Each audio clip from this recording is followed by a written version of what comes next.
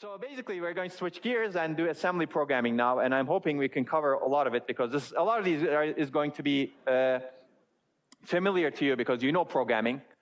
I'm going to give you a different perspective of it, at the low-level perspective, because we're building up, right? We started with a transistor. Now you know actually how to control those transistors.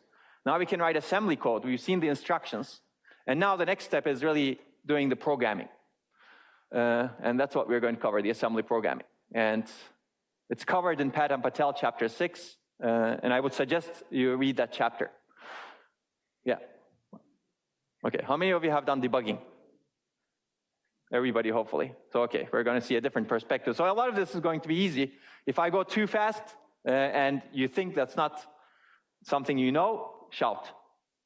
It's okay if you shout, as long as you don't shout at each other. If you shout to stop me, that could be okay.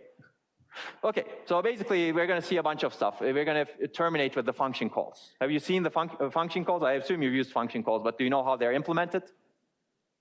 Like, do you know the stack? Okay, so okay, I think a lot of these are going to be similar. That's why we're going to go through it relatively quickly. So recall, this is the von Neumann machine we built, and this is the von Neumann machine internals in the processing unit, and basically actually everything. And we've seen how to go through this, and we're going to see more of that in the next week. And this is the instruction cycle that we covered yesterday, and we kind of implicitly covered today also. And we covered ISA today, basically. So let's take a look at our first LC3 program, and we're going to use conditional branches for looping, but we're going to do it at a very low level. So hopefully you used flowcharts before, but let's assume that we want to write a simple program that adds 12 integers. They're stored in addresses hex 3100 and hex 31OB, and you need to first construct a flowchart of the algorithm to do this. And this is a very simple algorithm, so it's a very simple flowchart. And we basically first start with initializing some registers so that we can operate on them. So R1 will contain the initial address of the integers, which is 3100. We know where they are. You're very close to the machine, so you're really working at that level. R3 is initialized to 0, which is essentially going to be the result of the addition. So you'd better initialize it to 0. And we know how many integers there are, so that is initialized to 12. You don't always know, so you may get that value as an input from the user, and we will see how to get an input from the user also in a very primitive way. Okay, and then now you've initialized this. One way of constructing this algorithm could basically check whether you've gone through all of the integers to be added. Is R2 equal to 0? If it is true, then you're done with all of the integers. So you're done basically. If it's not true, then you basically need to get the integer from memory into R4. How do you do that? You basically take R1 as the address, and then basically add the integer to the value in R3, which is going to be our result, final result, and then increment R1, which is going to be the pointer to the next integer, and decrement R2, which is going to be the number of integers that are left for us to process.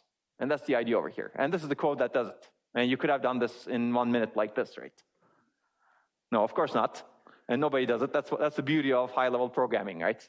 You don't go from this to this in high-level programming. You go from this to some high-level code, and it's a lot more efficient. But I wanted to show you this because this is actually the program that corresponds to this flowchart over here. And you can basically decode this program, as I've shown you. Basically, if you have this manual, these are the load effective address, which basically loads the effective address 3100 into R1. Now, if you're worrying why we do need load effective address, it's a program that can use that load effective address. That's the beginning address of the integers. You know where the integers are. And then that and. Okay, let me populate this, and then we'll go over it relatively quickly.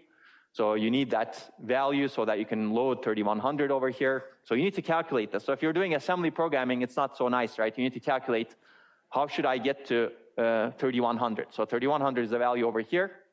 Load effective address takes a 9-bit integer. Remember, PC plus 1 plus the 9-bit integer should be equal to 3100. So PC plus 1 is 3001. So you put an FF over here so that you get 3100 in hex, right? Okay, that's how you do the programming.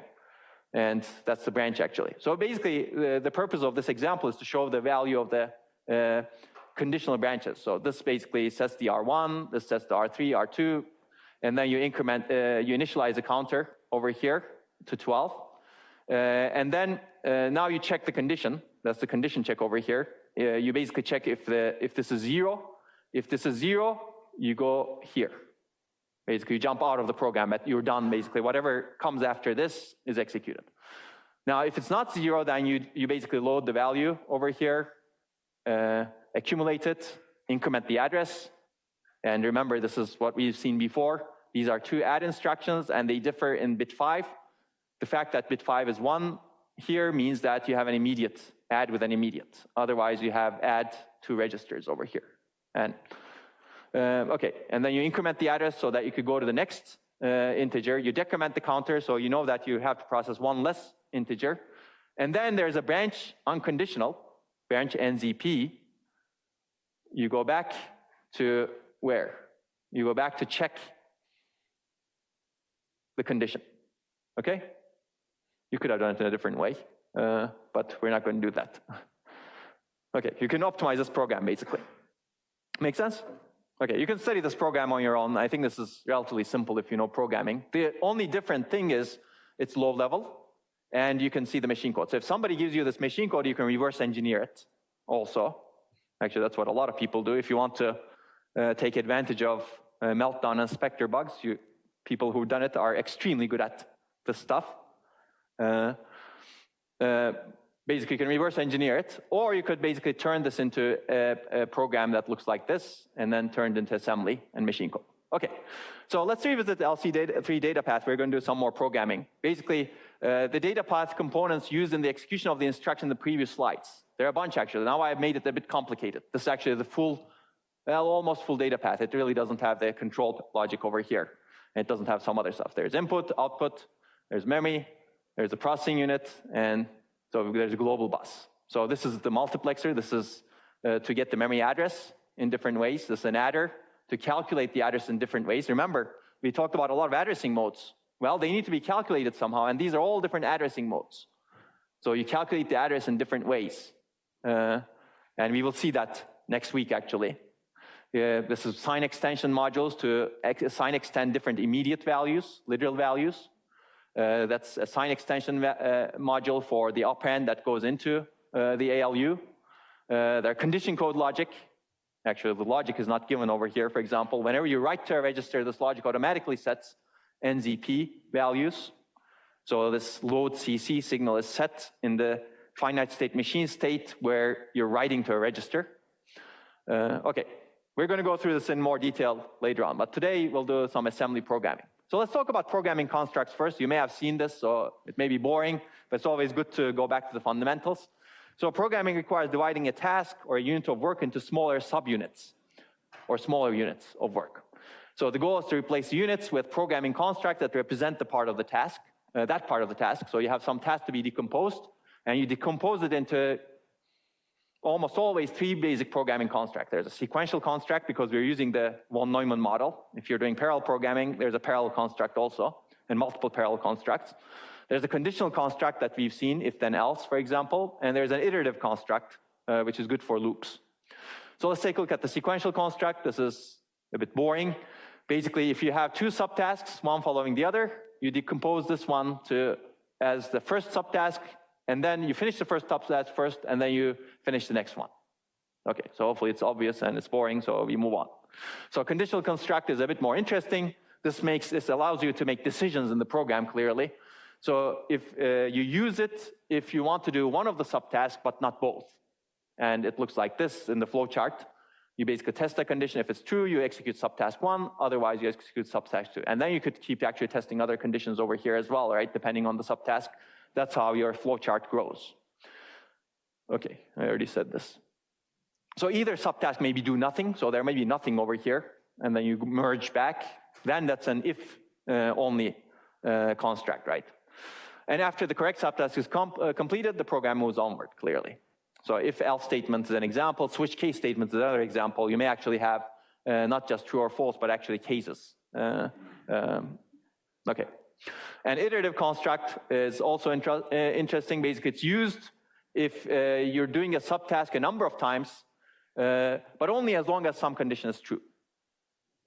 So you could think of it as a special case of the conditional construct, but it's not exactly, because you actually go back and loop back. So that's the difference over here. You iterate the same thing, same code many, many times, as long as the condition is true. Otherwise, you basically go somewhere else.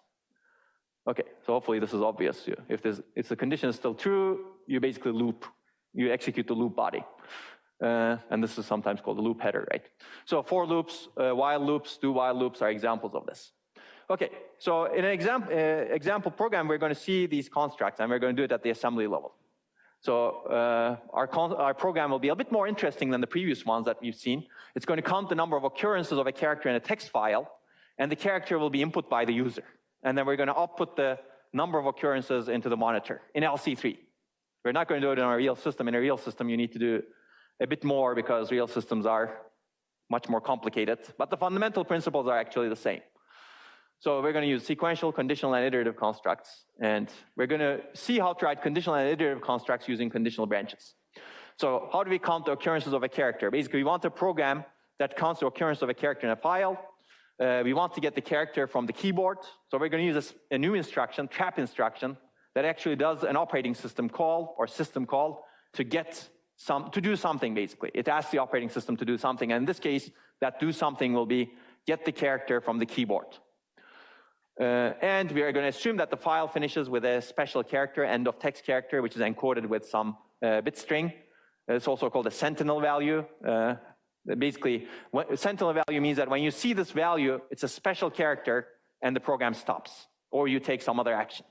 In this case, we're going to be done with the file. That's the end of file. Okay, in this example, EOT will be encoded with 4. That's the ASCII character 4, for example.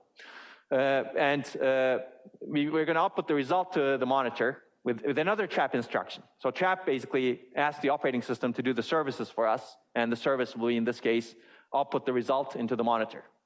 And this is the program, basically. I've constructed it for you from Pat and Patel. It's simple. It's nothing sophisticated. And let's go through it relatively quickly. And you can recognize the constructs clearly. We have some sequential constructs, some iterative constructs, which is this one over here, and then also some conditional constructs, as you can see, and more sequential constructs over here. So basically, the first step is initializing stuff, as usual. We're going to count the characters, so you'd better initialize that count to 0. So we need something that sets R2 to 0 in this case. And then the next one is to initialize a pointer. That's the beginning of the file. So the file is somehow magically in memory. Actually, in a real system, you need to load it into the memory also. So you need to do another operating system call to do that load into the memory, but we're skipping that over here. We're assuming that it's somewhere in memory. So you load the memory address of the file into that, R3. And then you get an input character from keyboard with the trap operation. And you get the character from the file. That's the first character by accessing the memory address in R3. And loading the data into R1. Now you got your first character. Now the step is to check whether that character is the end of file or end of text character. If it is yes, you prepare the output to be output. If it's no, you go into this construct to check whether that character matches the input character, which is over here. Input character, trap, I didn't tell you about trap, but trap gets the input into R0. That's why we're going to check R0 over here. Okay. So you check the end of the file. If it's not the end of the file, you go into this conditional construct, actually, and then you do iterate.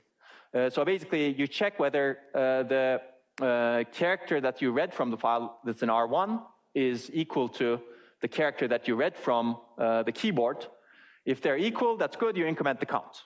You basically found a character that the user input in the file. If they're not equal, then you go and get the next character from the file. How do you do that?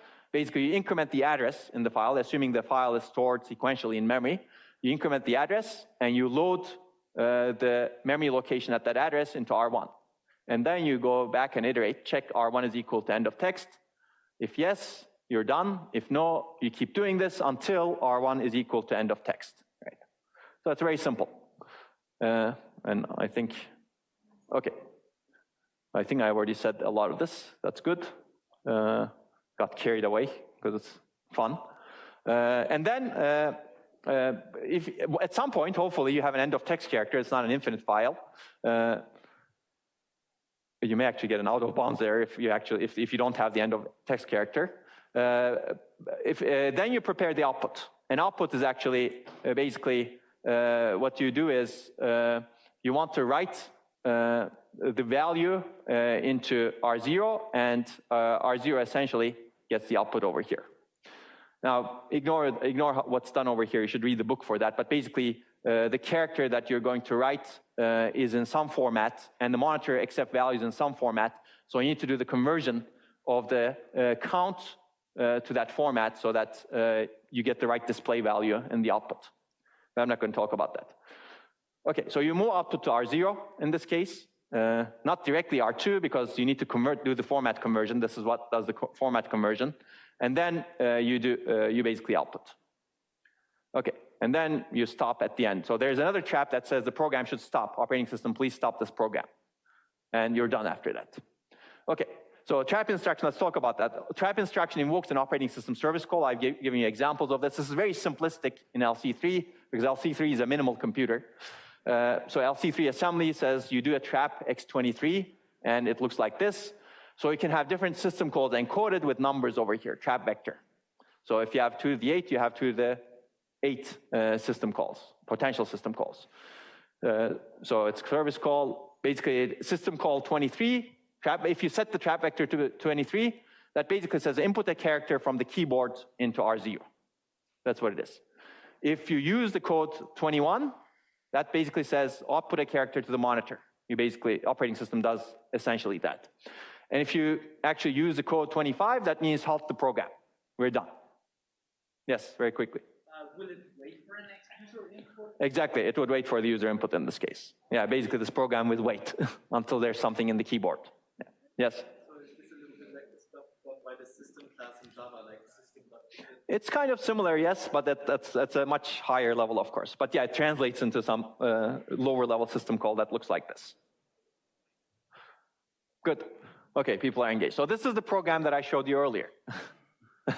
Of course, you don't do this directly, right? I'm showing you. If you read the book, you will see this nicely. But basically, you need to write the assembly for this. And this essentially translates what we've done to assembly and then to the machine code. I'm not going to go through this again over here, but I'm going to show you the constructs over here. So for example, this checks if you reach the end of the file. So basically, you initialize the counter, initialize the address of the file, input the character into R0 using the trap, get the first character from the file, basically check, compare it to subtract that from the end of text character. Now, if this is 0, that means that they match. And if this is 0, then you're at the end of the file, right? And if you're at the end of the file, then you basically construct R0 so that you can output it.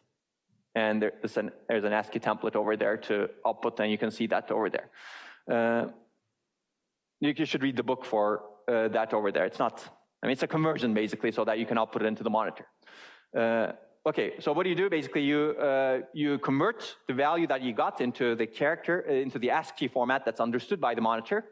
You call the trap that basically outputs the value to the monitor, and then you call trap 25, that's the system exit equivalent in assembly. Okay, so if it's not the end of the file, then you have this stuff, which is basically checking. So you subtract the character from the file, from the input character for comparison, and then if this is negative or positive, then you don't increment the count, but you increment the address so that you can go to the next character. But if it's 0, then you increment the count, right? Because now you found the character to match the character that you read from the file. And then you get to the next character from the file, and then you have an unconditional jump to go back to 3004, which is here. You check whether the character is end of text again. Right? It's basically implementing the flowchart that I showed you earlier, and it's using the iterative statements. Okay, so if you look at this, this is checking the end of the file, and this is an unconditional jump. So this is basically our iterative construct, so that we can loop through. Okay, so and actually at the higher level semantics, this is like a do-while loop. You basically do this while the character that you've gotten from the file is not equal to end of text. Right? So it's basically nothing magic. You know, you've constructed a do-while loop at the assembly level. So this is another construct. That's a conditional one, and an iterative one, actually. So basically, this part, this red part, is checking if R1 is equal to 0, then increment the counter, right? You jump out. This is basically, if R1 is not equal to 0, you're jumping over here, right? That's what this red one is, over there, okay. Okay. Any questions?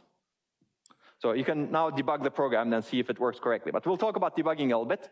You already are doing a lot of debugging, hopefully. This thing is running out of battery. So I can use my, it's a good example where we can use the additional batteries. And if you have questions, it's a good time to ask. What do you think? So, yes. Okay, I guess you do have a question. Yes? Wouldn't it be a while loop and not a while loop? Because we check first and then execute, whereas in do while loop we execute. Yeah, that's true, actually. This one is probably a while loop. But you can construct a do while loop also. So in this case, actually, you check first and then you execute. So you're right. That's a good catch. So maybe you should get some debugging credits. Okay. Okay, so this is better. So this is redundancy. If you have 2 copies of something, you can tolerate failures. Okay, so this is simple. This is going to be relatively simple. Basically, debugging is the process of removing errors in programs, and you do this at the assembly level also. Basically, it consists of tracing the program, keeping track of the sequence of instructions that have been executed and the results produced by each instruction. That's the most tedious form of debugging, and we will see that briefly. So a useful technique in debugging is to partition the program into parts or modules and examine the results computed in each module. As opposed to doing it every instruction, which is really tedious, you might want to do it in modules, right? You check the end of the function call, for example. You check the end of an iterative construct, for example. So clearly high-level language debuggers are there, and you use them, but we're not going to do that. Machine code debugging is essentially elementary interactive debugging operations. So basically, when you're debugging interactively, it's important to be able to deposit values in memory and registers, force the machine to have some values, in order to test the execution of a part of a program in isolation, and execute the instruction sequence in a program by using the run command. Run means basically execute until halt instruction or breakpoint, or step command. You execute one instruction or a fixed number of instructions. There should be a step n over there. And you can stop execution when desired by setting a breakpoint. Set breakpoint sets a breakpoint at a location in the program, and the program executes until that location and stops. Basically, that's the debugger. You guys have used breakpoints, right? Okay, good. So I'm going to go through quickly. Maybe not in assembly, though. Have you used in assembly as well? No. Okay, good. So, but it's not different from high level. Basically, high level, you set a breakpoint at some code location.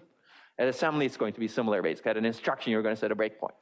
And then you examine what's in memory and register at any point in the program. So let's take a look at multiplying in LC3, but this is a Buggy program.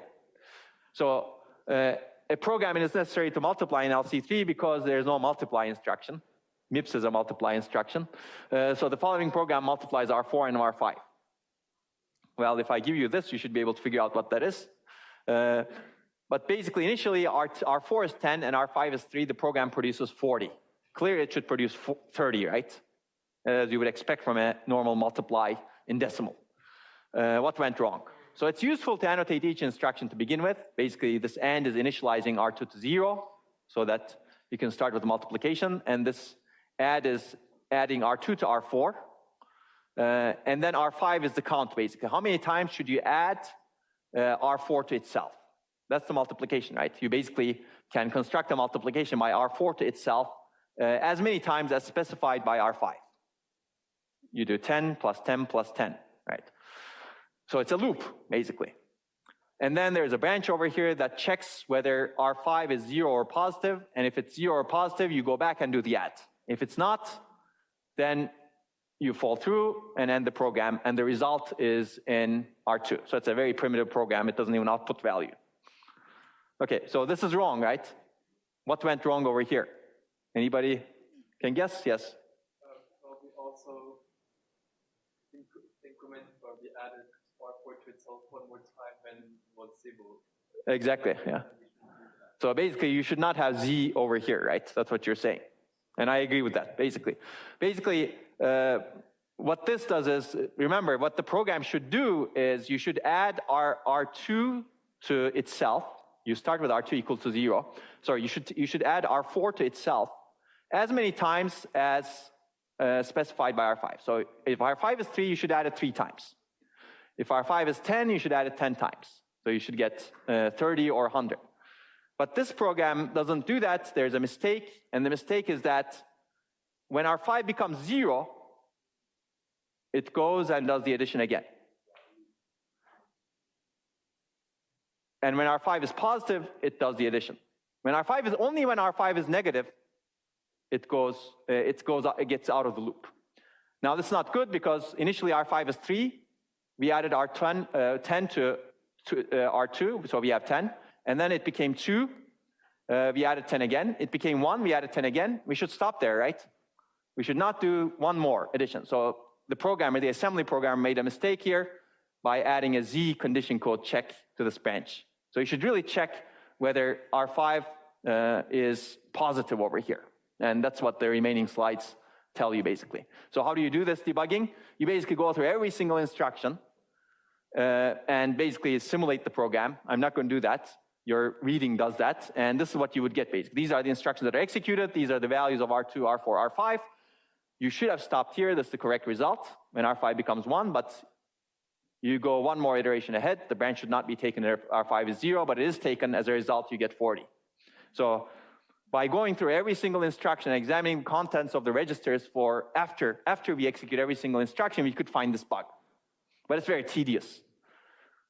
But we could have found the bug by thinking also by looking at the code as well. Right? So branch condition codes were set wrong. The conditional branch should be taken only if R5 is positive. So the correct instruction is really branch positive, not branch 0 positive. Okay, so if you have a breakpoint, this is easier to debug. So you could use a breakpoint to save some work. You set a breakpoint in the branch, for example, at 3203. Now you can examine the results of each iteration of the loop, which is what you really care about, probably. You don't really care about every single instruction. You care about the result of each iteration of the loop. And hopefully the first time you execute the loop, you added R4 to itself by once, the next time twice, the next time 3 times. But if you set a breakpoint, you will see that you executed the loop 4 times, which is not good. You should have executed with these input values, 10 and 3, you should have executed the loop 3 times. So you find the bug, and the bug is that the branch should not be taken if R5 is equal to 0. So you go and fix the bug, basically. Okay, so we've debugged the program. So there are many ways of debugging, clearly, but breakpoints help a lot, especially in assembly. Okay, so there are other issues with this program that I'm not going to go into, but for example, does this program work if the initial value of R5 is 0? It doesn't actually, because you already added, right, R4 to itself once, because it doesn't check whether R5 is 0 before getting into the loop. Okay, so a good test should also consider corner cases, like unusual values the programmer might fail to consider. So whenever you're debugging, or when you were thinking logically about a program, it's good to consider the corner cases. Okay, now we're going to go to MIPS. MIPS is going to be similar. And you're going to write and examine a bunch of MIPS code in this class. Basically, we create conditional construct with conditional branches in MIPS. So this high-level code, which is simple, gets translated into this, basically. So basically, we're testing if I is equal to j, and you know by now how to do that. You can test branch equal. But in this case, we're going to check where branch not equal. So if I and j are not equal, I and j are stored in S3 and S4, then we're going to jump to label 1. If they're equal, then this branch will not be taken, so we're going to execute this add, which corresponds to this f equals g plus h over here, right? And this subtract corresponds to this L1. So basically, the branch is taken if I and j are not equal to each other, and the code is executed if I and j are equal to each other. Okay, so hopefully that's simple. Well, I guess I already said that, then you can. So that's if by itself. So if you want to do if and else, so we now use an unconditional branch to skip the else subtask. You've seen this already, but let's take a look at it. So this is the high-level code. If I and j are equal, we do this. Else, we do this, which is different from this code. So you can make a mistake also sometimes at the high level. Okay, so MIPS assembly over here is very similar to the previous one, except we need to avoid this part over here because it's only executed if in the else condition, if I and j are not equal. So basically, if this branch not equal tests checks if I and j are not equal. If they're not equal, you execute this L1, the subtract. Otherwise, you fall through from the branch, execute the next instruction, which is f equals g plus h. And now you should not execute this instruction. So you basically, to avoid the execution of that instruction, you have an unconditional jump that jumps the control flow, that redirects the control flow to the instruction after the sub.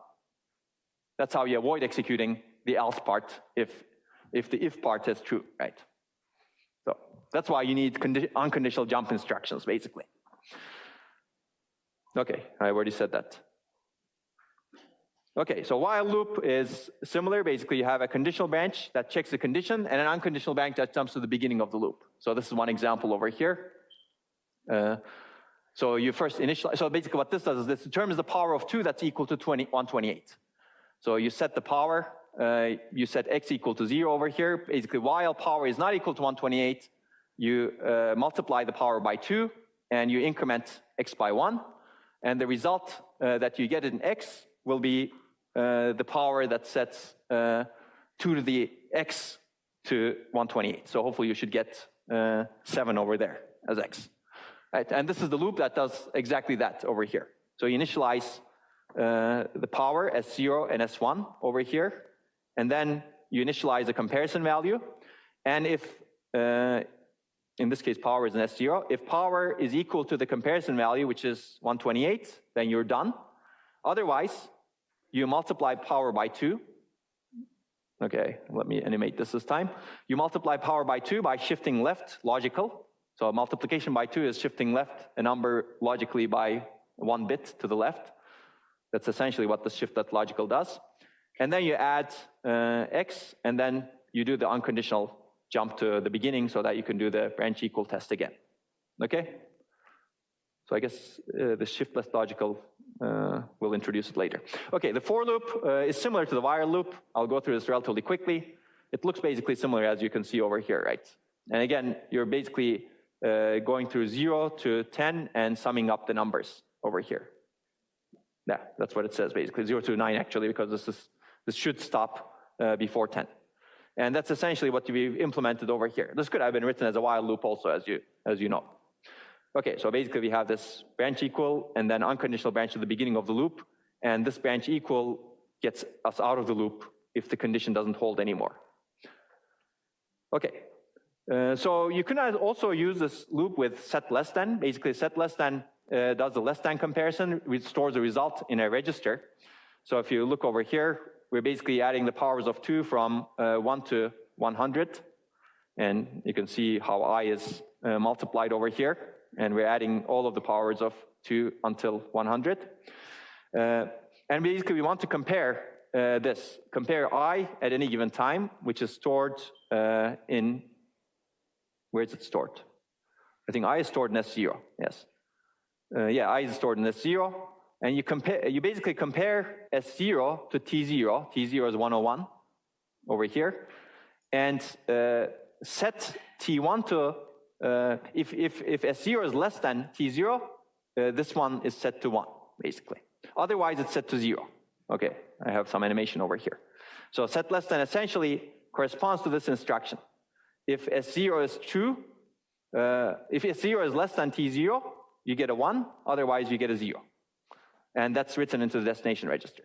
And now you can branch equal on the destination register. If destination register T1 is equal to register 0, then you're done. Because now you reached 101, right? Well, remember, register 0 is hardwired to 0. This is one case where you can use the hardwired 0 register, right? Okay, otherwise you basically do the summation over here, and then you need to multiply I by 2, which is shift left logical.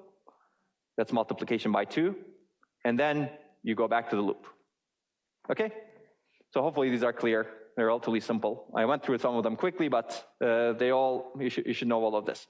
Let's talk about arrays a little bit in the remaining times. We don't have a lot. But accessing an array requires loading the base address into a register. We've seen part of this earlier, but assume that your array looks like this. If you want to access element 4 in the array, you need the base address and you need an offset, basically. So you cannot do this with one single immediate operation. If you want to load this address into a register, you need to load the upper immediate and or the immediate, as we've seen before, actually. Right. In this case, if you want to load 1234800, you basically use load upper immediate. That loads 1234 to the upper bits, and then you or the bottom bits with 8000, and we've seen why we have to do that. So this is a code example with arrays, basically. You first load if you want to do this operation, we first load the base address of the array into a register as 0 using LUI and ORI, and assuming we know that address, now we have the address in S0. Now we can do any operation on the array, right? So we load the array at location 0 and multiply it by 2, shift left logical, and store the result in the same location. Similar, so on. Let's talk about function calls. So function calls are important, clearly, because you have frequently accessed code, and you want to make a program more modular and readable. Functions have arguments and return values, and you can do that in assembly also. So this is one example, right?